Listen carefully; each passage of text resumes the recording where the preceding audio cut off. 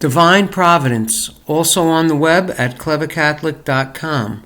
Divine Providence.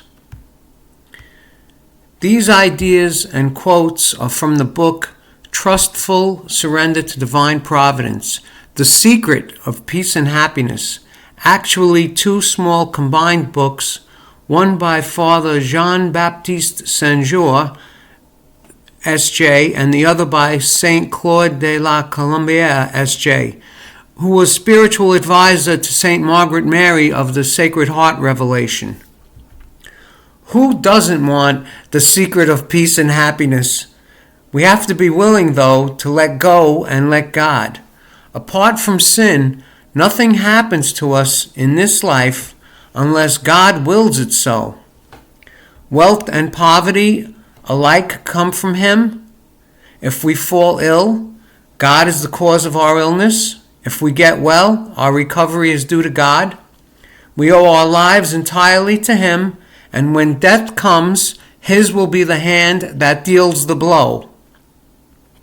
But should we attribute it to God when we are unjustly persecuted?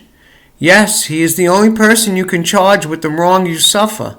He is not the cause of the sin the person commits by ill-treating you, but He is the cause of the suffering that person inflicts on you while sinning. God did not inspire your enemy with the will to harm you, but He gave him the power to do so. If you receive a wound, do not doubt that it is God Himself who has wounded you. If all living creatures were to league themselves against you, unless the Creator wished it and joined with them and gave them the strength and means to carry out their purpose, they would never succeed. Jesus attributed the suffering of His passion not to those who accused Him, not to Judas who betrayed Him, nor to Pilate who condemned Him, nor to the soldiers who ill-treated and crucified Him, nor to the devil who incited them all, though they were the immediate causes of His sufferings, but to God. Shall I not drink the cup that the Father gave me? John 18:11. Because of His infinite goodness, God is able to bring good out of every event. Paul trusts in God's providence. All things work for good for those who love God. Romans 8:28. The worst thing that ever happened was Jesus being crucified. God incarnate, rejected and killed, was the greatest injustice.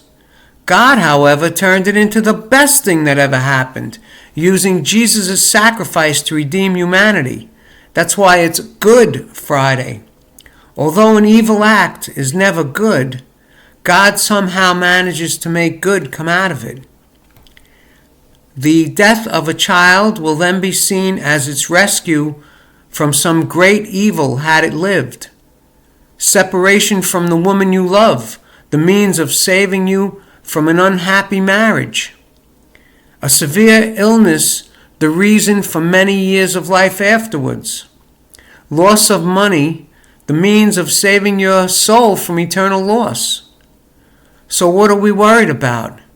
Can any of you, by worrying, add a single moment to your lifespan? Matthew 6:27.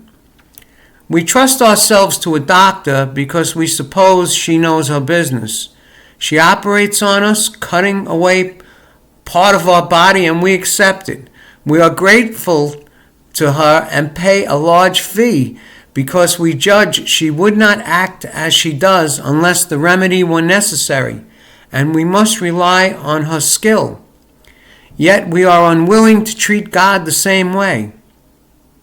We know God loves us infinitely and has our best interest at heart. Therefore, we must trust Him. Surrendering to providence is not an excuse for laziness, but after trying our best, however things turn out, we have to accept God's will, the secret to peace and happiness. After all, even all the hairs of your head are counted. Matthew 10:30. Thy will be done.